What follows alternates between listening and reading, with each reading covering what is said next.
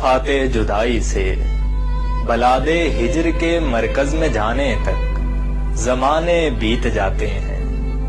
ضعیف العمر دیہاتی ہماری ریل سے آگے نکل کر جیت جاتے ہیں.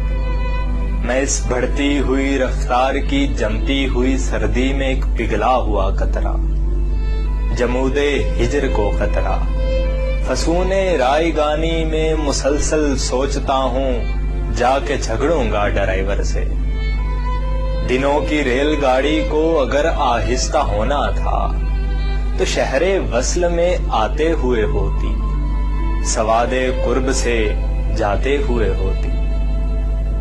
احمد حماد کے چینل کو سبسکرائب کیجیے اور بیل آئیکن دبا دیجیے تاکہ آپ کو نوٹیفیکیشنز ملتے رہیں. شکریہ.